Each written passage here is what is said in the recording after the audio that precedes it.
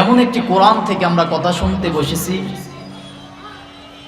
এই কোরআন তো আল্লাহ রাব্বুল আলামিন সে সময় নাজিল করেছিলেন যে সময় মক্কায় কবি সাহিত্যিকদের খুব ডিমান্ড ছিল, যে সময় মক্কায় কবিতা আবৃত্তির প্রতিযোগিতা হতো। কিতাবের মধ্যে আসছে যে এমনও কবির জন্ম হয়েছিল সে সময় আল্লাহ রাব্বুল আলামিন এমন মেধাশক্তি দিয়েছিল যে একজন কবির সামনে অন্য কবি শত লাইনের কবিতা আবৃত্তি করলে একবার শোনার পরে অপর পক্ষের কবি শত লাইনের কবিতা হুবহু মুখস্থ বলতে পারত। ঠিক এমন একটি সময় আল্লাহ রাসূল সাল্লাল্লাহু আলাইহি ওয়াসাল্লামের কাছে এই কোরআনুল কারীম নাজিল করে দিয়ে গোটা পৃথিবীর মানুষদেরকে লক্ষ্য করে একটি চ্যালেঞ্জ ছুড়ে দিয়েছিলেন। আল্লাহ রাব্বুল আলামিন আজ থেকে ১৫০০ বছর আগে তামাম পৃথিবীর মানুষদেরকে লক্ষ্য করে আল্লাহ রাব্বুল আলামিন বললেন, ইন কুনতুম ফি রাইবিন মিম্মা নাযালনা আলা আবদিনা ফাআতু বিসূরাতিন মিন মিসলিহি ওয়াদউ শুহাদাআকুম মিন দুনিল্লাহি ইন কুনতুম সাদিকিন।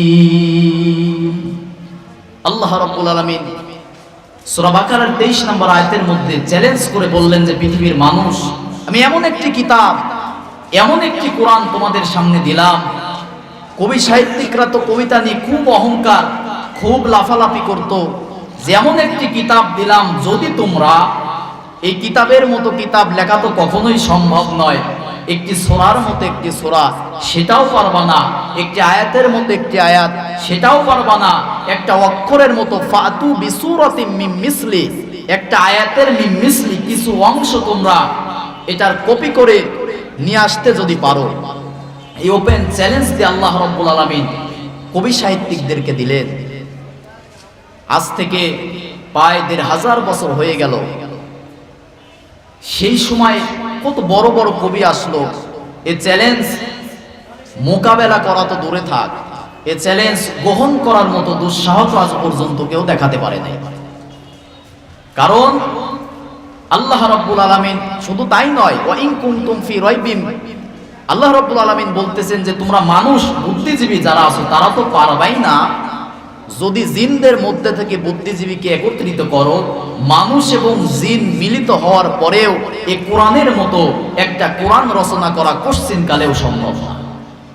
সেই কোরআন থেকে আমরা কথা শুনতে বসেছি, তাহলে কোরআনের মধ্যে আছে কি?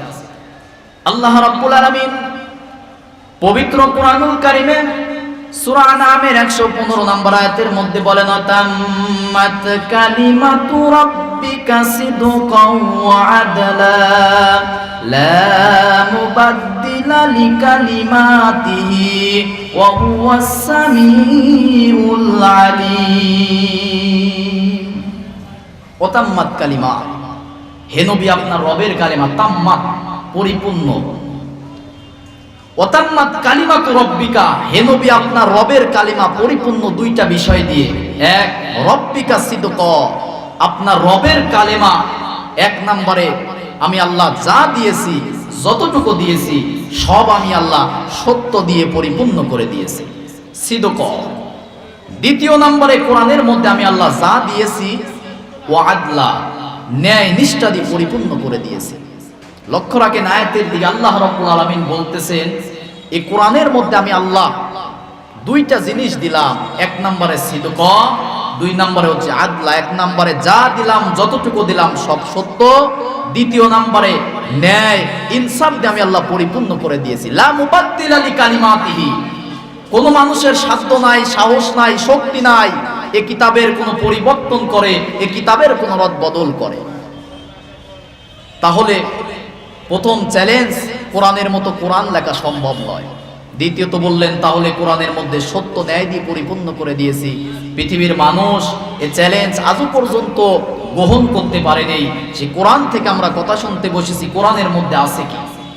এমন কোনো বিষয় নাই এমন কোন ছোট বিষয় নাই, এমন কোন বড় বিষয় নাই আল্লাহ রাব্বুল আলামিন কোরআনের মধ্যে দেন নাই মা ফাররাতনা ফিল কিতাবি মিন শাই। এই আয়াতটা আমাকে অবাক করে দিয়েছে। আল্লাহ বলতেছেন মা ফাররাতনা ফিল কিতাবি মিন শাই, এমন কোন ছোট বিষয় নাই যা আমি আল্লাহ কোরআনের মধ্যে দেই নাই। একটা চ্যালেঞ্জ, ওপেন চ্যালেঞ্জ। শুধু কিতাবই দিলাম তা নয়, এমন একটি গ্যারান্টি যুক্ত কিতাব দিলাম যে কিতাবের মধ্যে সন্দেহ নাই, যে কিতাবের মধ্যে কোনো মিথ্যা নাই, যে কিতাবের মধ্যে কোনো ভুল নাই, যে কিতাবের মধ্যে যে ভুল আছে এটার সন্দেহেরও অবকাশ আমি আল্লাহ রাব্বুল আলামিন রাখি দেই। আল্লাহ রাব্বুল আলামিন তামাম পৃথিবীর মানুষদের লক্ষ্য করে পবিত্র কুরআনুল কারীমের প্রথমের দিকেই বলে দিলেন জালিকাল কিতাবু লা রাইবা ফীহি হুদাল লিল মুত্তাকিন। জালিকাল কিতাব, দিস ইজ দ্য বুক। এটা এমন একটি কিতাব, there is no doubt about it. এর মধ্যে কোনো ডাউট, কোনো ভুল, কোনো মিথ্যা তো দূরে থাক, ভুল যে আছে এটার সন্দেহের অবকাশ আমি আল্লাহ রাখি নাই। হুদাল্লিল মুত্তাকিন, এটা মুত্তাকিনদের জন্য পথ নির্দেশিকা, এটা মুত্তাকিনদের জন্য guideline, guidance for the religious, যারা বিশ্বাসী তাদের জন্য আমি আল্লাহ রাব্বুল আলামিন এটা একটা পথ নির্দেশিকা, গাইডলাইন করে দিলাম। কিন্তু বড় আফসোস আর বড় পরিতাপের বিষয় হয়ে দাঁড়িয়েছে আজকে মুসলমানের সমাজে, মুসলিম সমাজ, মুসলিম পরিচয় দেওয়ার পরে অধিকাংশ পরিবার আজকে কোরআন পড়তে জানে না, অধিকাংশ যুবকের আজকে কোরআন পড়তে জানে না। পৃথিবীর যেদিকেই তাকাই সেদিকেই শুধু মুসলমান মার খায়। ভারতের দিকে তাকান, কাশ্মীরে হিন্দুর হাতে মুসলমান মার খাচ্ছে। ইরাকের দিকে তাকান, মায়ানমারের দিকে তাকান, আফগানিস্তানের দিকে তাকান, হিন্দু, বৌদ্ধ, খ্রিস্টান মুসলমানদেরকে মারতেছে আর মুসলমান জাতি শুধু মার খাচ্ছে। অথচ এই মুসলমান জাতি এক ওমরের হুঙ্কারে অর্ধ জাহান থরথর করে কাঁপত, গোটা বিশ্ব শাসন করত মুসলমান। তাদের নিজের বংশ পরিচয় আজকে ভুলে গেছে, নিজের ঐতিহ্য আজকে ভুলে গেছে। মুসলমান আজকে হয়ে গেছে লাঞ্ছিত, বঞ্চিত, পদদলিত, একটা ঘৃণিত জাতি, মায়ের খাওয়া জাতি হয়ে গেছে। অথচ এই মুসলমানের হুঙ্কারের ভয়ে গোটা বিশ্ব থরথর করে কাঁপত। আজকে মুসলিম যুবকরা তো এগুলো নিয়ে নাই, কোরআন পড়ে না, সারাদিন মোবাইলের পিছনে সময় দিচ্ছে। আবার বের হয়ে গেছে মোবাইল গেম।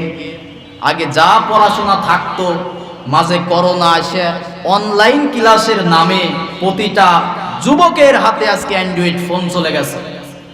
আজকে মুসলমানরা, সরকার যদি দয়া করে অটো পাস আর অর্ধেক হাফ পরীক্ষার এই কর্মসূচি হাতে না নিত, সারা বছর 2-2.5 বছর করোনার সময় পোলাপন বই তো দূরে থাক, সারা দিন মোবাইল নিয়ে মোবাইল গেম, সারা দিন গেম আর গেম।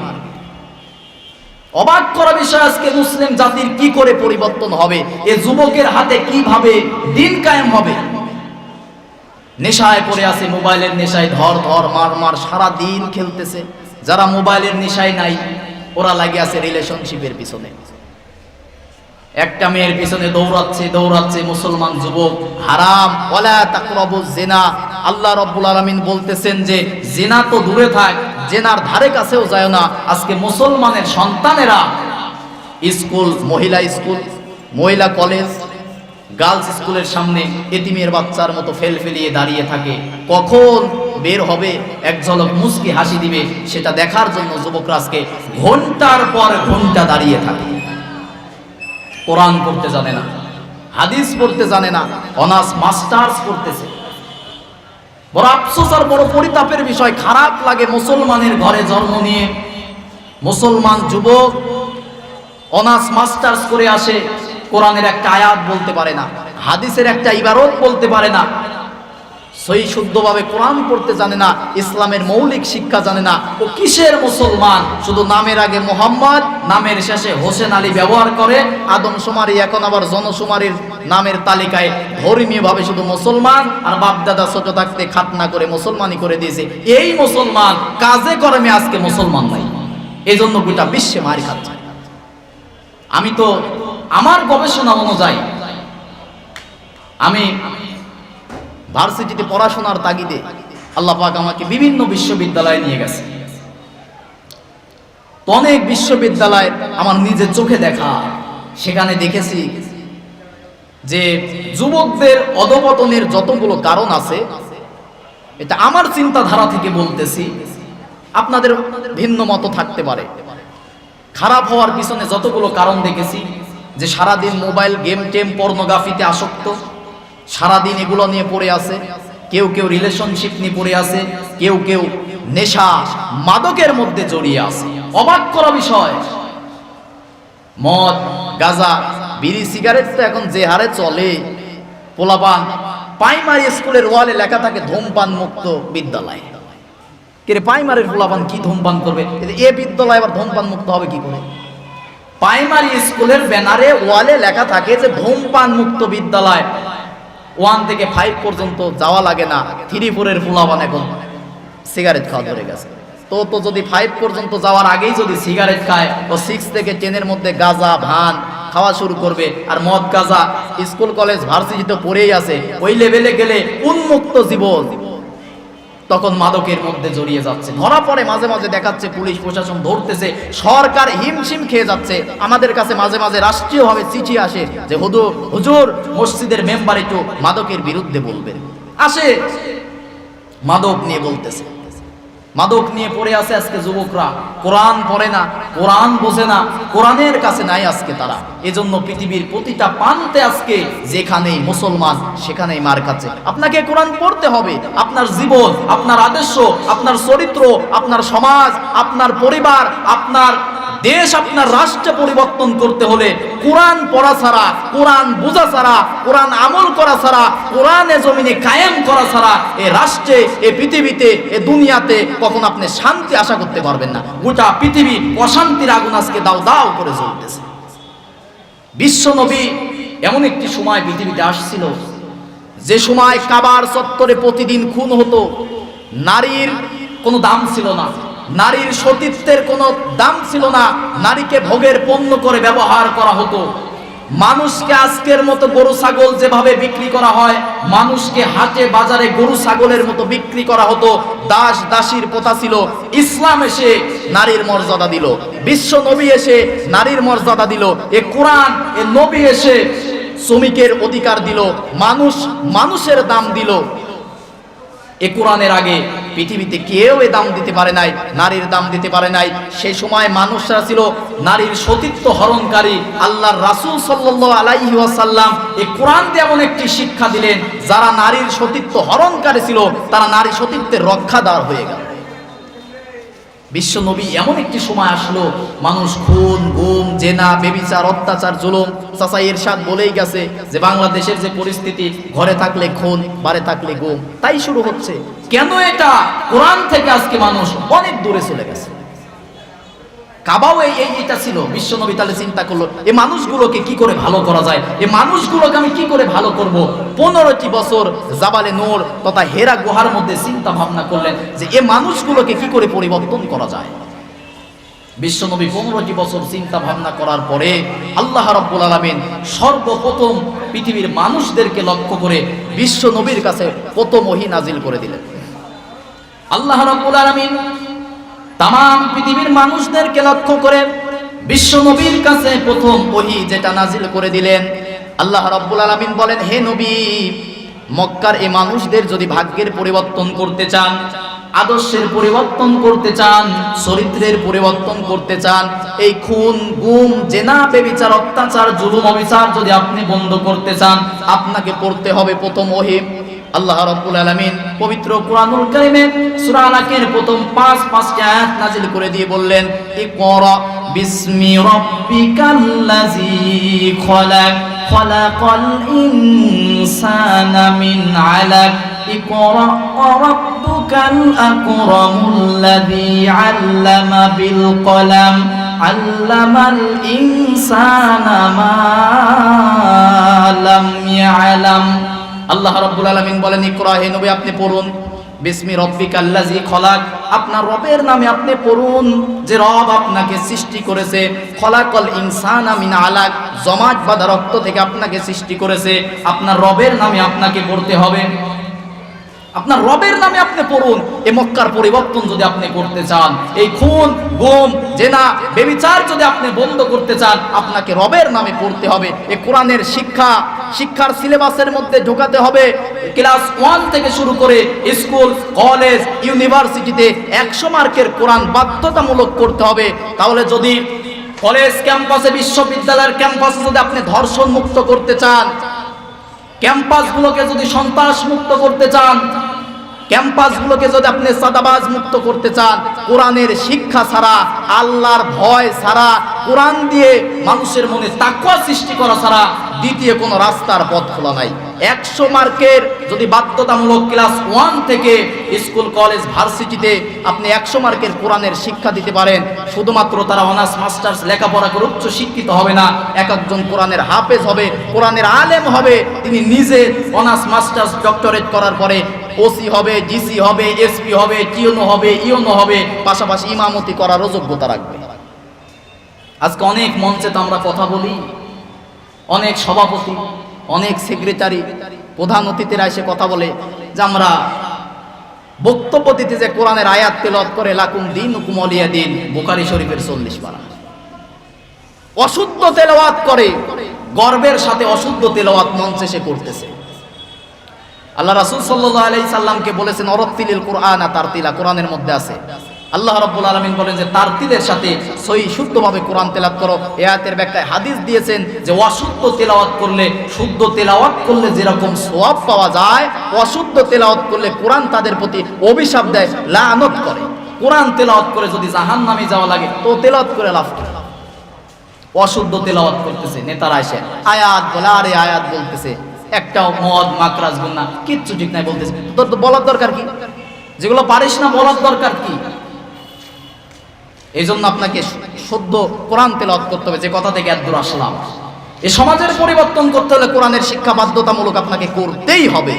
স্কুল কলেজ থেকে আপনি আস্তে আস্তে কোরআনের শিক্ষা, ইসলামের শিক্ষা, ইসলাম ও নৈতিকতার শিক্ষা বাদ দিবেন, এই সমাজের পরিবর্তন আপনি করতে পারবেন না। যুবকদের দিন দিন অধপতনে চলে যাচ্ছে। এমন এমন বাচ্চারা আজকে বিড়ি সিগারেট খাচ্ছে, কল্পনাই করা যায় না এরা কি করে বিড়ি সিগারেট খায়। আগে ওতে ঘাতে পলায়া চুরি করে যাই খাইতো, এখন প্রকাশ্যে ছোট ছোট বাচ্চারা বিড়ি সিগারেট খাচ্ছে। বাপের সামনে সিগারেট খায়, বাপ ভয়ে কিছু বলতেই পারে না। এমনও সন্তান আছে, এমনও বাপ আছে, বাপের সামনে সন্তান সিগারেট খাচ্ছে, বাপ কিছু বলতেই পারে না, ভয়ে কাঁপে। কারণ আজকে দুনিয়াই তো পাল্টে গেছে। মুসল্লি আজকে ইমামকে ধমকায়, কর্মীরা আজকে নেতাকে ধমকায়, সন্তান আজকে বাপকে ধমকায়, ছাত্র আজকে শিক্ষককে ধমকায়। অথচ আজ থেকে আপনি 10 থেকে 15 থেকে 20 বছর আগের অতীতে যান, শিক্ষককে দেখলে সাইকেল থেকে সেই ছাত্র নেমে যেত, নেমে সালাম দিত, আস্তে আস্তে শিক্ষকের সাথে যেত। শিক্ষক বলতো যে বাবা তুই যা, তুই যা। আজকে সেটা নাই। স্যারের সাথে মজা করতেছে, বলে না স্যারের সাথে ফ্রি না হলে পড়াশোনা হয় না। মান সম্মানই যদি চলে যায়, ও ফ্রি হওয়ার দাম আছে? এই পরিবর্তন করতে হলে আপনাকে কোরআনের শিক্ষা, আপনার সন্তানকে কোরআনের শিক্ষা দিতে হবে। রাষ্ট্রে যদি কোরআনের শিক্ষা না থাকে, আপনার ঘরে কোরআনের শিক্ষা আছে। মুসলমানের প্রতিটা ঘর থেকে কোরআন তেলাওয়াত আসতে হবে। সকালে সারাদিন মোবাইল টিপাটিপি করে রাতের বেলায় ঘুমিয়ে যাচ্ছে, 2টা 3টা 4টা পর্যন্ত ফেসবুক ইন্টারনেট চালায় ঘুমিয়ে যায়, ফজরের নামাজ হয় না। যে মুসলমান যুবকদের ফজরের নামাজ আর কোরআন তেলাওয়াত দিয়ে ঘুম হয় না, ওদের তো 23 সালে রিজিক আর খোদার ভয় দেখাবেই শয়তান। মুসলমানের কিসের রিজিকের ভয়, খোদার ভয়? মুসলমানের কেউ না থাকতে পারে, মুসলমানের আল্লাহ আছে যে সৃষ্টি করেছে, রিজিকও সেই দিবে। ফালিয়াবুদু রাব্বা হাযাল বাইত আল্লাযী আত'আমাহুম মিন জু ওয়া আমানাহুম মিন খাউফ। আল্লাহ রাব্বুল আলামিন বলেছেন ফালিয়াবুদু রাব্বা হাযাল বাইত। তাগিদ দিয়ে আল্লাহ বলতেছেন এ আবুদু, তোমরা যদি ইবাদত করতে পারো রব্বা হাযাল বাইত, এই কাবার মালিক তথা আল্লাহর যদি ইবাদত করতে পারো, ইবাদত করার সাথে সাথে তোমাদের 2টা পুরস্কার দেওয়া হবে। একটা পুরস্কার আল্লাযী আত'আমাহুম মিন জু ওয়া আমানাহুম মিন খাউফ, 1 নম্বরে তোমাদের রিজিকের অভাব অনাটন দূর করে দেওয়া হবে। 2য় নাম্বার তোমার ভয় দূর করে দেওয়া হবে। একটা কাজের মাধ্যমে যদি তোমরা আল্লাহর ইবাদত করতে পারো, তা আল্লাহর ইবাদত করবেন, রিজিকও পাবেন, ভয় থেকে আল্লাহ মুক্তি দান করবেন। অনেকে হুজুরদেরকে কথা শোনার পরে বেকা বুঝ দেয়। অনেক পণ্ডিত তো এখন আছে, বোঝেন নাই। আমাদের এসে বলে হুজুর ফেরাউনের দাদির নাম কি কন্ত? তো ও ফেরাউনেরই তো সূত্রধার। ফেরাউনের দাদির নাম নিয়ে তুই কি করবি? মনে করবে যে হুজুর মফিজ, হুজুরে ধরলে এটা পারবে না, এটাই প্রশ্ন করবে। দুনিয়া আর কোনো প্রশ্ন পায় না যে ফেরাউনের দাদির নাম কি নানির নাম কি, কোন তো হুজুর, আশ্চর্যের বিষয় হয়ে যায়। ফালিয়াবুদু রাব্ব হাযাল বাইত। যাই হোক, যেহেতু সময় খুবই সীমিত, আল্লাহর যদি ইবাদত করতে পারেন, অনেকে এসে বলে যে আল্লাহর ইবাদত করলে কিভাবে আল্লাহ খাবার দেবে, আমরা খালি নামাজ পড়বো, রোজা করবো, হজ করবো, যাকাত দেবো, তাহলেই কি আল্লাহ খাবার দেবে? এদের যুক্তির জন্য বনি ইসরাইল মুসা নবীর জামানার একটা ঘটনাই আছে। মুসা নবীর কাছে এসে, ওদের তো উম্মতরা অনেক বেকা উম্মত ছিল, নবীর কাছে এসে বলে আল্লাহর ইবাদত করবো, লাভ কি? কয় মরার পরে জান্নাত পাও। কয় মরার পরে তো পাবো, আগে কি? আগে ইবাদত করব, সরাসরি কি পাবো সেটা বলো। মুসা নবী বললেন ওয়াকাল্লামাল্লাহু মুসা তাকলিমা, তিনি তো সরাসরি আল্লাহর সাথে কথা বলতেন। বলে যে আল্লাহ, এ তোমার বান্দা তো অনেক বেকা, এ সরাসরি ইবাদত করে সরাসরি লাভ চায়। বলে যে কাজ খালি আল্লাহর ইবাদত করব, কাজ কাম কিচ্ছু করব না, আল্লাহ যেন আমাদেরকে খাবার দেয়। শুনে দেখেন সূরা মাইদার তাফসীরের মধ্যে আসছে, শুধু ইবাদত করতো প্রতিদিন আল্লাহ এই বনি ইসরায়েলের জামানার মানুষদেরকে জান্নাত থেকে মান্না ও সালোয়া, জান্নাতি খাবার, প্যাকেট ভর্তি খাবার প্রতিদিন ঘরের দুয়ারে পড়ে থাকতো। এই ইতিহাস কেন আসলো কোরআনের মধ্যে? এই মাসাল কেন আল্লাহ দিল যে বিশ্ব মানুষ এটা থেকে শিক্ষা নাও। ফালিয়াবুদু রাব্ব হাযাল বাইত, যদি কাবার মালিক আল্লাহর ইবাদত করতে পারো, আল্লাযী আত'আমাহুম মিন জু' ওয়া আমানাহুম মিন খাউফ, তোমার রিজিকের অভাব এবং ভয় ভীতি আল্লাহ দূর করে দেবে। আল্লাহ রাব্বুল আলামিন পবিত্র কোরআনুল কারীমে বিশ্ব নবীকে লক্ষ্য করে, তামাম পৃথিবীর মানুষদের লক্ষ্য করে বলতেছেন সূরা শুরার 7 নম্বর আয়াতের মধ্যে আল্লাহ রাব্বুল আলামিন বলেন কাযালিকা আওহাইনা ইলাইকা কুরআনান আরাবিয়্যান লিতুনজিরা উম্মাল কুরা ওয়া মান হাওলাহা ওয়া তুনজিরা ইয়াওমাল জাম'i লা রাইবা ফীহি ফারীকুন ফিল জান্নাতি ওয়া ফারীকুন ফিস সাঈর। ওয়াকাযালিকা আওহাইনা ইলাইকা কুরআনান আরাবিয়্যা, হে নবী, ওয়াকাযালিকা আওহাইনা, আপনার কাছে যে কিতাব, যে কোরআন আমি ওহী করলাম, কুরআনান আরাবিয়্যা, আরবি ভাষায় যে কোরআন আপনাকে দিলাম। কথায় কথা চলে আসলো আজকে আমার দেশে, আজকে নতুন একটা দল তৈরি হয়ে গেছে, হিজবুত তাওহীদ। কথা না বললে আসলে হয়ও না। এই দলগুলো আজকে এমন এমন বিভ্রান্তিকর কথা বলতেছে, ঈমান বিধ্বংসী কথা বলতেছে, নাম দিয়েছে হিজবুত তাওহীদ। তাওহীদের হিজবুল, তাওহীদকে সংরক্ষণকারী, অথচ তাওহীদের গোড়া কেটে মাথায় পানি ঢালে, এই সেই হিজবুত তাওহীদ। এর প্রতিষ্ঠা ছিল বাইজিদ খান পন্নী, বিড়ি সিগারেট খাইতে খাইতে যার মরণ হয়েছে, বিড়িখোর ছিল একটা। এখন যে দায়িত্ব পালন করতেছে হোসাইন মোহাম্মদ সেলিম, এ বক্তব্য দিয়েছে যে নারী পুরুষের কোনো পর্দা নাই, নারী পুরুষের আলাদা কোনো পর্দা নাই। এ কথা যদি সজ্ঞানে স্বইচ্ছায় বলে, কোরআনের একাধিক আয়াতের বিরুদ্ধে কথা বলেছে। বলে যে নারী পুরুষ আলাদা করে নামাজ পড়ার কোনো দরকার নাই, একসাথে নামাজ পড়লেও নামাজ হয়ে যাবে, কোনো সমস্যা নাই, ওই মক্কায় যায় হজ করার দরকার নাই, বাংলাদেশে থেকেও হজ করা যায়, এরকম ধরনের বক্তব্য দিচ্ছে হিজবুত তাওহীদ। মহিলাদেরকে দিয়ে দিয়ে বাড়ির মধ্যে প্রবেশ করিয়ে বিভিন্ন বই দিচ্ছে, ফিতনামূলক বই। মা বোনরা তো সরল মনা, এরা তো এত দিন ধর্ম এত বোঝে না, যা শুনছে ওয়াজ মাহফিল আলেম ওলামার কাছ থেকে তারাই পালন করতেছে। কিন্তু এরা আজকে ঢুকে বলে যে কোনো পর্দা নাই। একটা নারীকে যখন বলে কোনো পর্দা নাই, নারী পুরুষ সবই সমান, সবার সাথে একসাথে নামাজ পড়তে পারবে, তার মানে বোঝাচ্ছে যে তোমার স্বামীর সাথে শুধু থাকলে হবে না, আর একজনের সাথেও থাকো, কোনো সমস্যা নাই। ইসলামের নাম দিয়ে এটা বোঝাতে চাচ্ছে। এই জন্য এই হিজবুত তাওহীদ থেকে সাবধান হবে। বাংলাদেশে সবচেয়ে বেশি ক্ষতি করতেছে এখন এই হিজবুত তাওহীদ আর কাদিয়ানি। এই দুইটার প্রতিটা মঞ্চে তো আমি দুইটার কথা বলি যে আমার নবীর পরে আর কোনো নবী নাই।